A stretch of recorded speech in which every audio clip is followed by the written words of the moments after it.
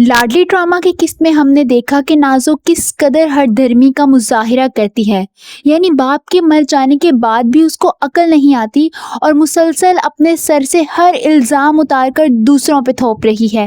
مریم بھابی گھر چھوڑ کر جا چکی ہیں، روحان بھی نازو کو آئینہ دکھا کر جا چکا ہے، مگر میدان میں اب اگر کوئی نازو کے ساتھ رہ گیا ہے تو وہ ہے عمر، جسے اب بھی اپنی بہن پر پورا یقین ہے، مگر جلد ہی یقین کہ یہ پٹی اس کی آنکھوں سے اتر جائے گی اور وہ اپنی لاڈلی بہن کی حقیقت دیکھے گا، اور پھر جو حقیقت اسے نظر آئے گی وہ قابل قبول نہیں ہوگی، کیونکہ بیویوں کو تو گھروں سے باہر نکالنا بہت آسان ہوتا ہے، مگر جب بات اپنی بہن کی آتی ہے تو انسان ایک بار سوچ میں ضرور پڑ جاتا ہے۔ مریم سب کچھ چھوڑ کے اپنے بھائی کی طرف چلی جاتی ہے۔ اگر وہ یہ سب پہلے ہی کر لیتی تو شاید خود کو اس اذیت سے نکال لیتی، مگر دیر آئے درست آئے۔ مریم جب پرویز کی طرف جاتی ہے تو وہیں اسے حسنہ بھی نظر آتی ہیں۔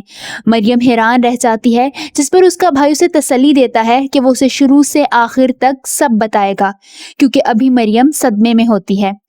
جس گھر کو، جس شوہر کو اس نے اپنا سمجھا، اسی نے مریم کے ساتھ اتنا ظلم کیا، یہاں تک کہ ایک عورت ہوتے ہوئے اس کی نند نے اپنے ہی بھتیجے کو قتل کر دیا۔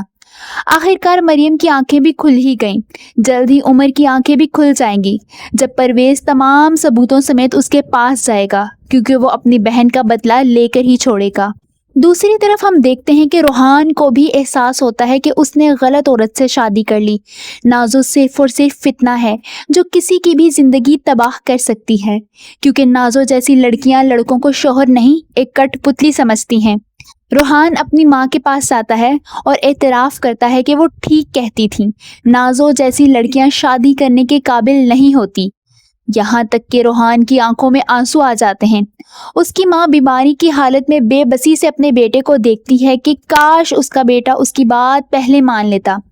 روحان کو اب اس کی ماں کی باتوں کی قدر ہو جاتی ہے، مگر اب بہت دیر ہو گئی ہوتی ہے، کیونکہ پانی سر سے گزر جاتا ہے۔